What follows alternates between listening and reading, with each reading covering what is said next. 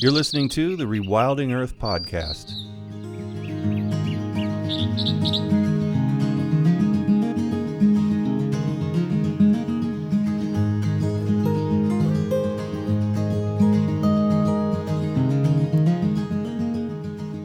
The Rewilding Earth podcast is supported by businesses such as Patagonia, Catula, and Biohabitats, as well as the Whedon Foundation and listeners like you. If you love the work that the Rewilding Institute is doing, please consider donating at rewilding.org. And be sure to sign up for our weekly newsletter while you're there. Kathleen Fitzgerald is a conservation leader recognized for her extensive experience in integrating large landscape conservation and development programs in Africa and North America.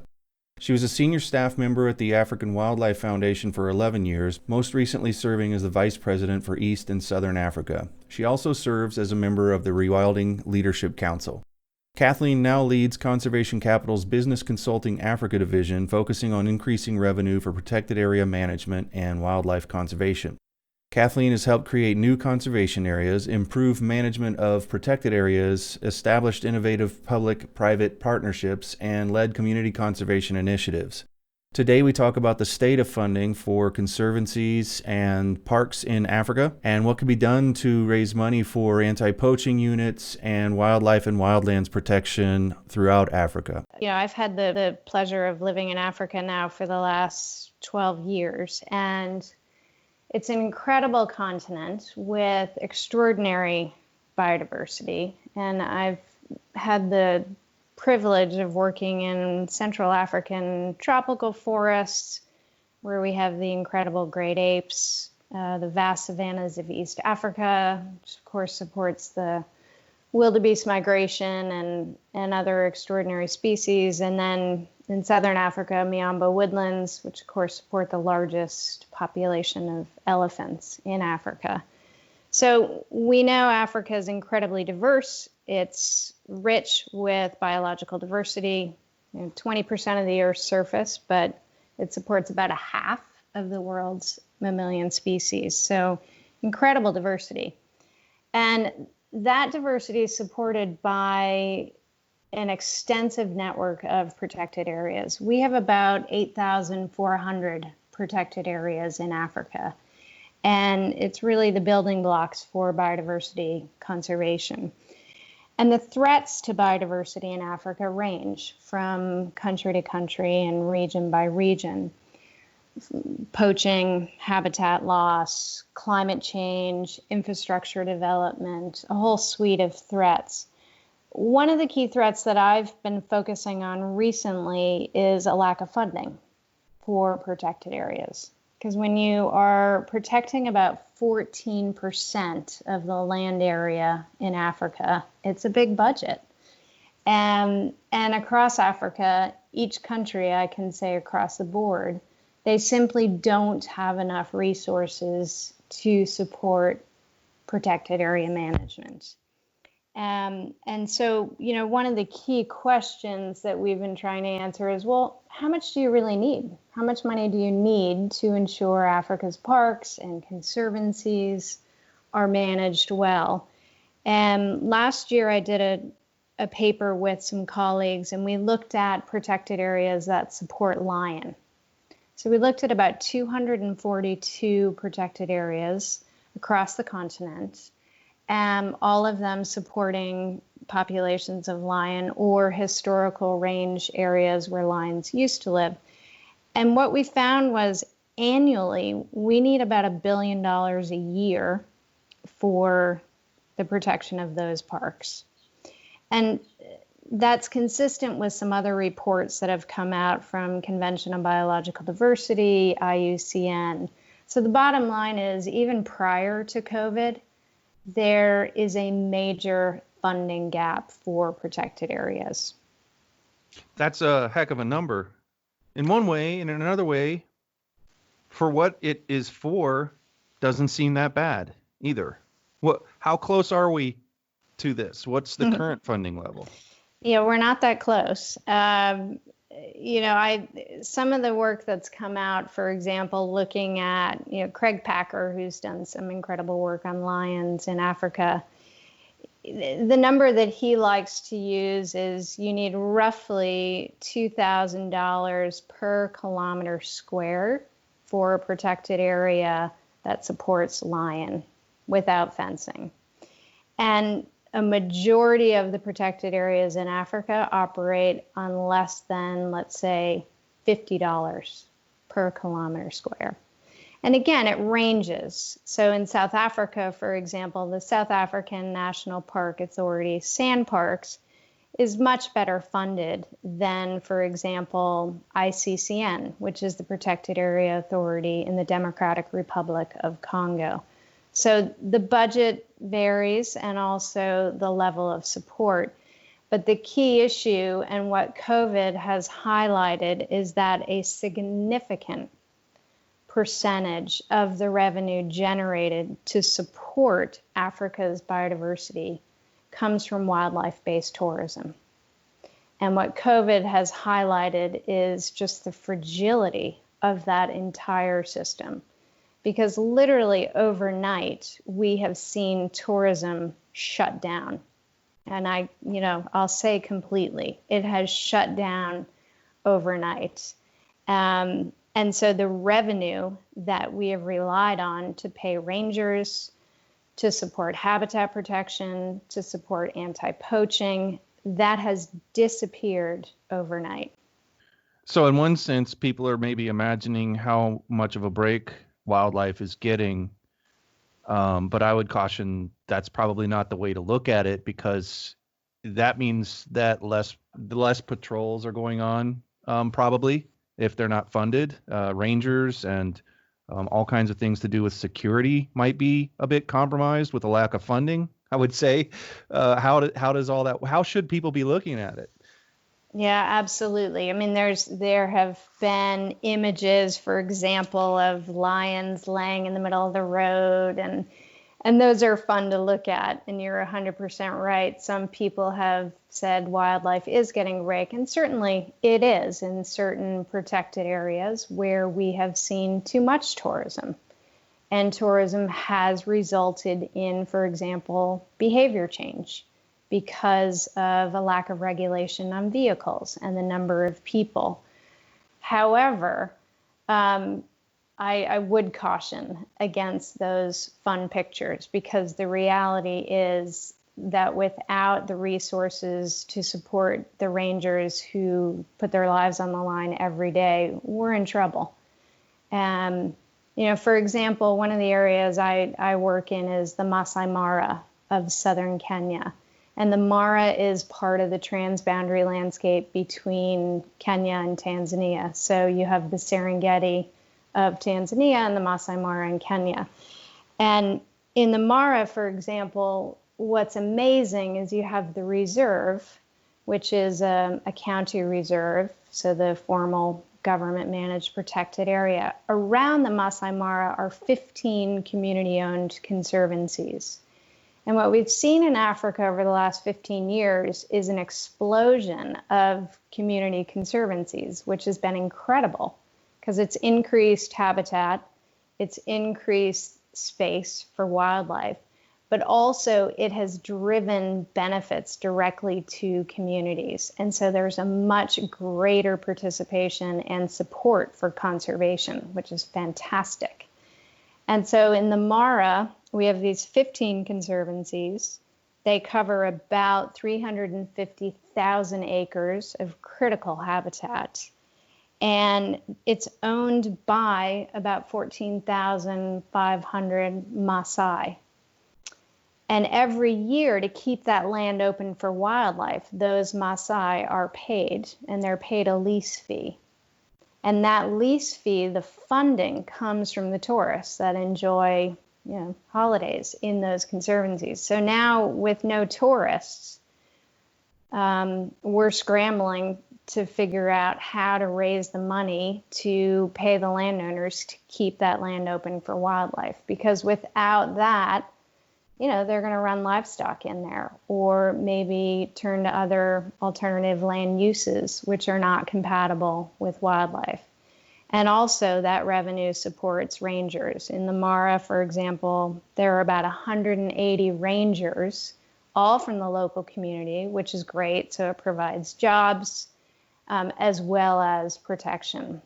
And so that's just one example, one protected area in Africa where, we need 4.5 million in the next 12 months. So it's quite dire. But everybody, if we are going to do the carbon stuff, the climate stuff, and people start traveling less, we still have a problem in Africa if the sole source of money is coming from tourism alone, right? You're absolutely right. Yeah.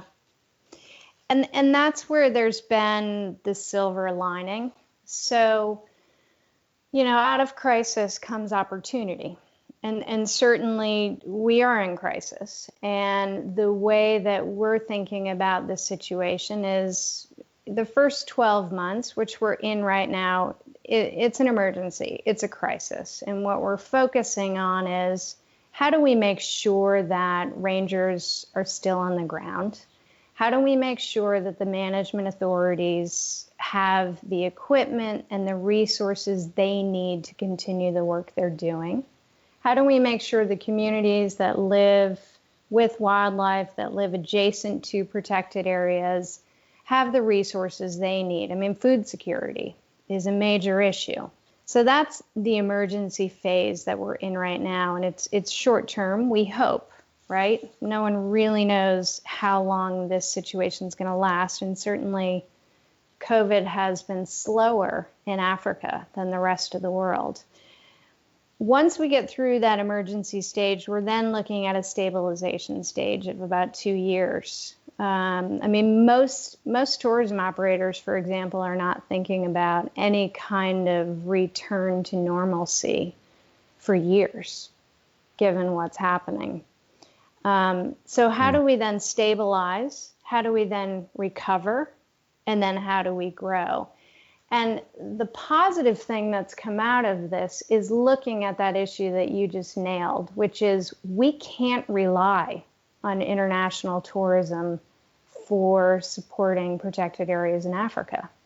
It's way too fragile.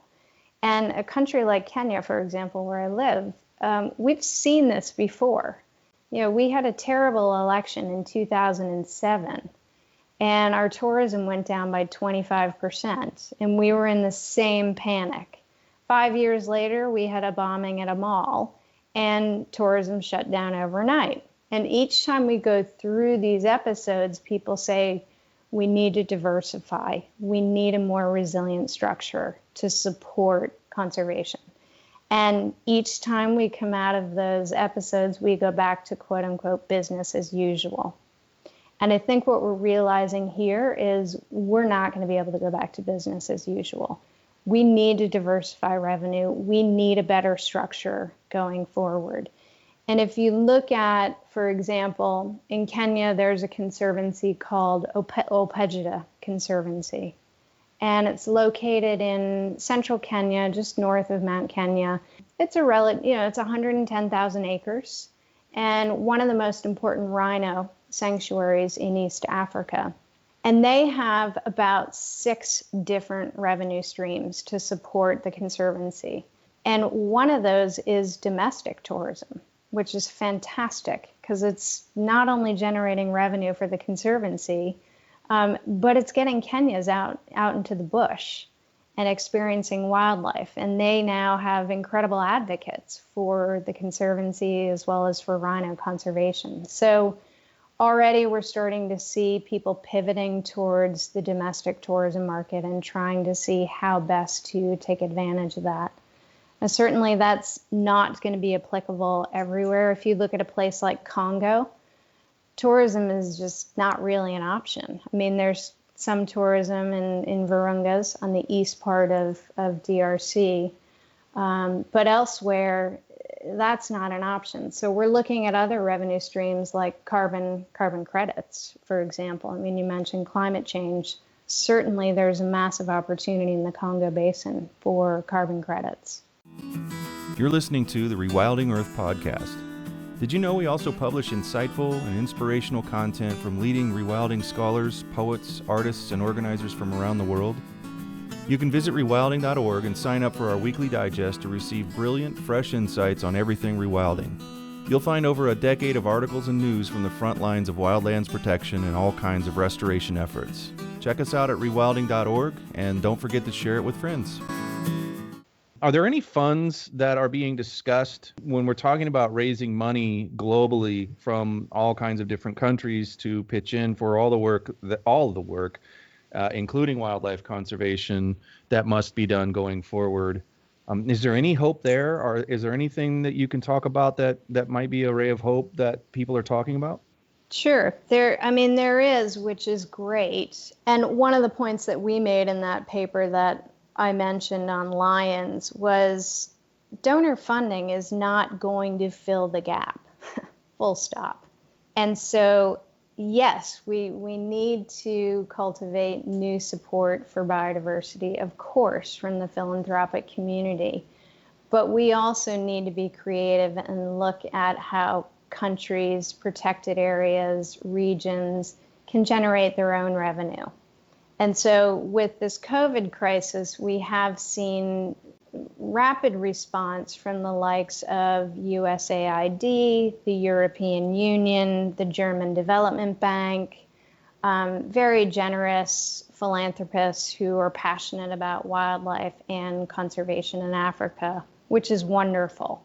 So we are seeing a response, not only looking at the emergency phase, but there is a real recognition of the need to build back better and to build better, more resilient structures going forward. It's also been great to see people often say there isn't a philanthropic culture in Africa. And I completely disagree. And it's been wonderful to see some of the philanthropic support that has come out of Kenya, for example, South Africa, for COVID response. And in addition, the governments have come up with stimulus packages. So, for example, the government of Kenya announced a 50 million euro stimulus package to support businesses such as tourism businesses. And so we have also seen African governments stepping up, which has been fantastic. Has anybody come up with anything innovative commercially to like remote tourism of any kind? I mean, I know explore.org has cameras all over the planet, and people are tuning into those things, and I guess they're basically going off of ad revenue or something because you never have to pay for them.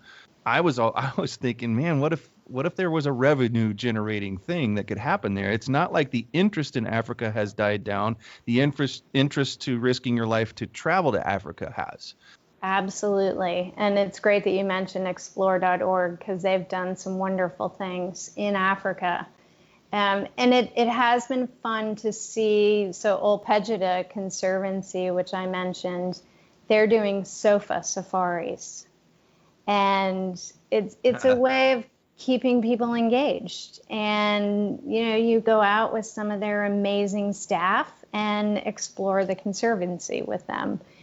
And I think the key question everyone is wrestling with is how do you translate that into support, financial support for the conservancy itself? And we'll get there. And there are in a number of countries in Africa, there are a number of amazing financial mechanisms that are in place already that we just released a report with IUCN on protected area finance in East and Southern Africa. And we were looking at innovative funding mechanisms. And the great news is that there already exist in Africa a number of different creative funding mechanisms. The challenge is replicating them and scaling them up. So, for example, I'm working on a project in Guinea-Bissau right now where they've created the Conservation Trust Fund. It's an incredible country on the west coast of Africa with important forest area, mangrove, incredible islands that support very important turtle populations. They have a chimpanzee population, and they have a conservation trust fund. In East and Southern Africa, we were working on an impact bond for rhino conservation, which would essentially peg a return on investment to rhino growth, to really focus on increasing the number of this critically endangered species. So there is a lot of creativity. We just need to scale it and replicate it.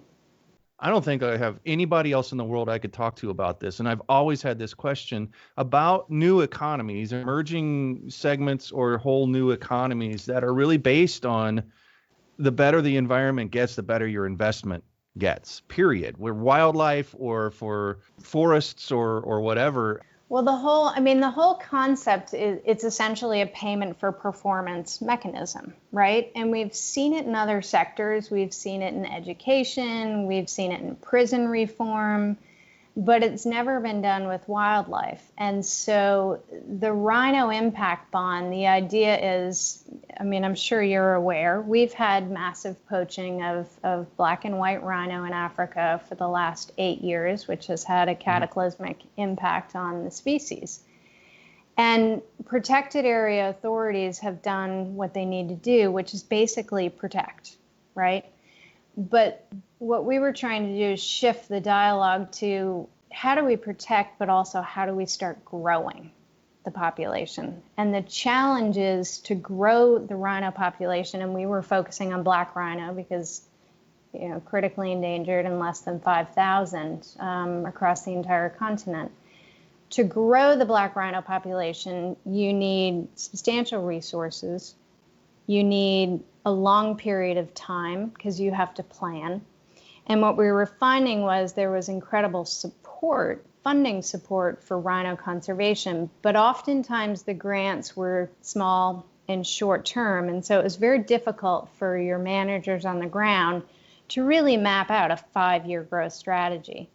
So the idea was if we could raise resources, enough resources over a 5-year period, and there was a very detailed plan, a work plan, and an annual budget and activity plan for how to grow the black rhino population, which is kind of complicated because it's not just about reducing poaching, it's about making sure they have suitable habitat for growth.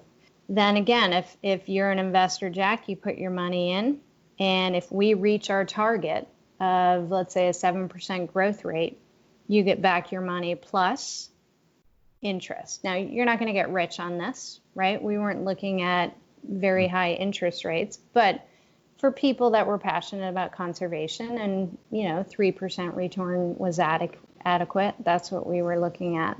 Do you envision a future where it's a lot easier to roll these things out? Because it sounds like there were some hurdles for this. It wasn't all that, clean and easy. Is what work you've done and you've seen done leading to a future where we're going to be able to do a lot more of this stuff and roll things out like this easier, faster? I hope so. And, stay tuned. The Rhino Impact Bond is still under development. The London Zoological Society is really leading it. And they have some great partners who are hopefully going to make it happen. And the whole idea with this pilot, again, this is the first time it's been tried with wildlife. I think there have been some other attempts in Canada as well as the U.S., but the whole idea for the first one was to really target, high-level investment, so significant amounts, right? But longer term, the idea would be, how cool would it be for you and I to maybe invest, $500 and to be able to look on our computer and track that rhino growth? Man, I would be all over that. I know so many people would. And we have to be going in that direction because in order for us to do the very, very big things that are ahead of us, that's going to involve the world's economy in a very, very big, significant way. We can't bake sale our way out of this. No. So it's really encouraging to hear you talk about that stuff. And I would be following that very closely. Once again, everybody, just so you're aware, Kathleen is with conservationcapital.com and does work like this, of course, very, very well.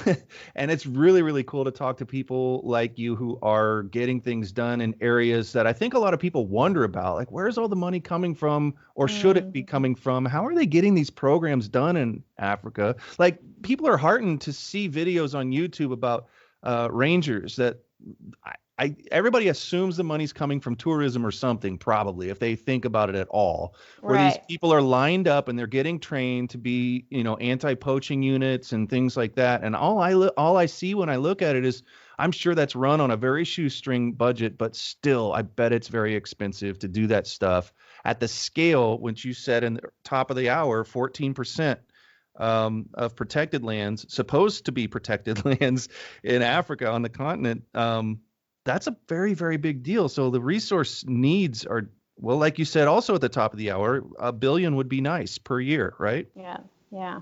And again, there's a lot of innovative stuff taking place in Africa. The other thing that we're seeing is innovative partnerships. So we're seeing a lot of collaborative management agreements with protected areas, where a government will enter into a partnership with African parks or Frankfurt Zoological Society to help enhance management. And that's having a significant difference, because then they're able to really work together, and the protected area authority has a certain suite of skills, and that partner brings other skills, and together it's a much more powerful and effective management tool. So we are where we are. You mentioned an immediate need for what was the 4.5 million within a really quick time frame? That was just for the Masai Mara. Where can people find out about helping with that in particular? Well, for the Masai Mara, for example, what's been amazing is that there's an organization called the Masai Mara Wildlife Conservancies Association. It's a mouthful, MMWCA.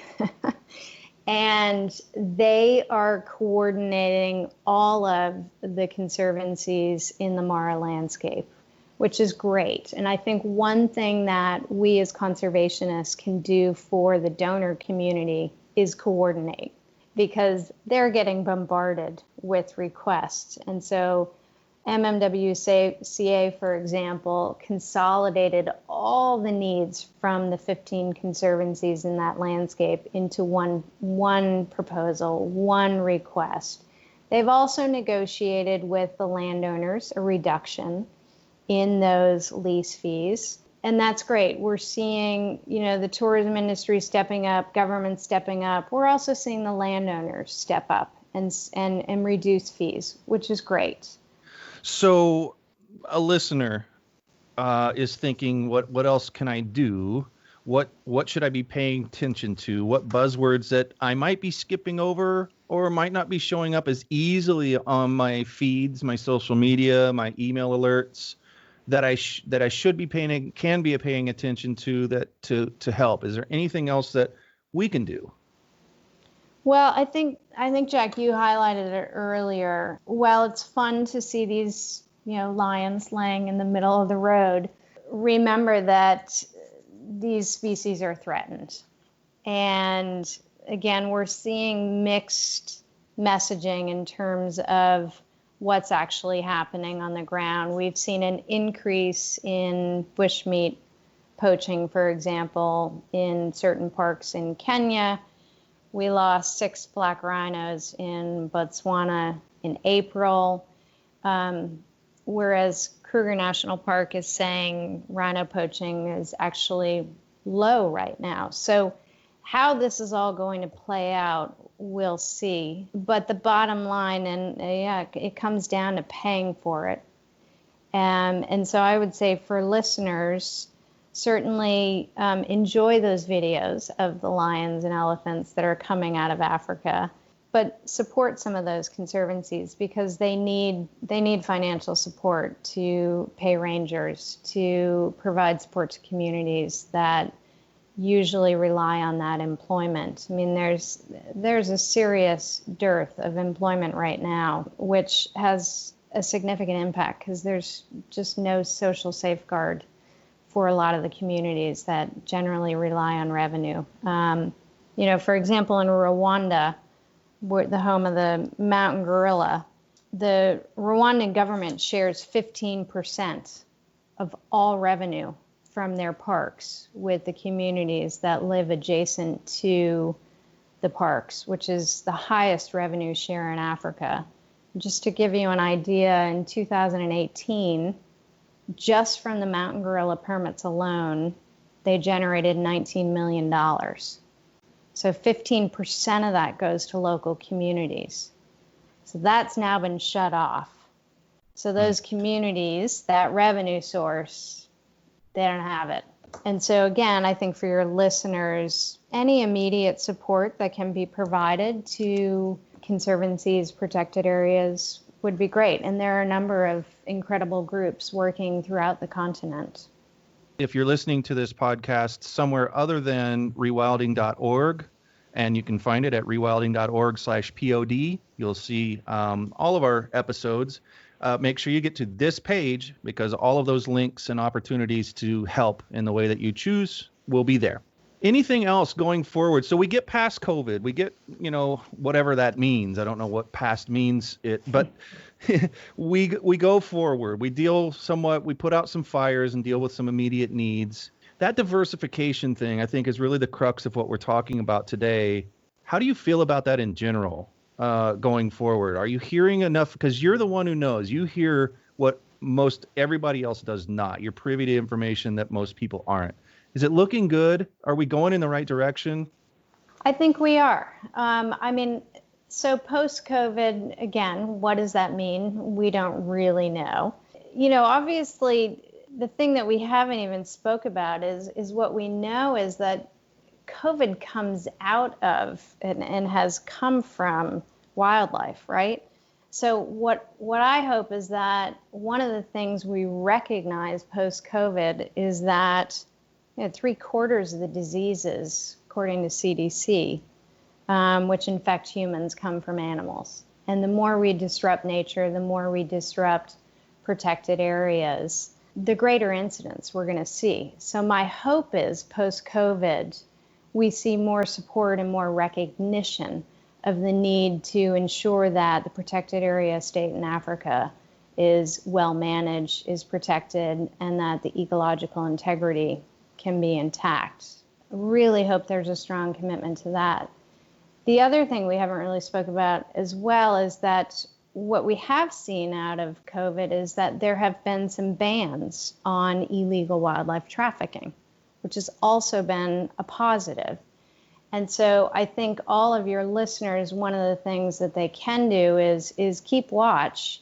Hopefully post-COVID, those bans will stay in place because it's obviously had an impact on human health, but it's had an impact on wildlife trafficking. Pangolin, for example, it's the most trafficked mammal in the world. And so China in particular has put in place some bans. So post-COVID, we all need to make sure that those bans stay in place. It can't just be a temporary measure. And then lastly, it's really about how do we build back better? And I am optimistic. I think the message is being heard. I've seen a lot of leadership within Africa with the African governments, ministers of environment, as well as tourism, really interested in thinking about how do we create more resilient structures and diversified revenue streams. And like I said, they're there. We know what some of these are. The question is getting the resources to the right place so that we can scale it up and replicate it. All right, everyone, make sure that you get to rewilding.org/pod and look up this podcast with Kathleen Fitzgerald. You will have tons of resources to help in the ways that you have so eloquently elucidated today for us. And thank you so much for taking the time. This is a really, really important subject, and I'm so glad that we're finally getting to cover it and that you were here to help us today. Thanks, Jack. Appreciate it. Thanks for listening to the Rewilding Earth podcast. We do what we do because of you. This podcast is supported by listeners like you who long to live in a wilder world. Please consider donating at rewilding.org and subscribe to our weekly news and article digest while you're there. To go the extra mile, you can follow and share Rewilding Earth on Instagram, Facebook, and Twitter. Bonus points for sharing this podcast with your friends. To listen to past episodes, go to rewilding.org/pod. That's rewilding.org/pod.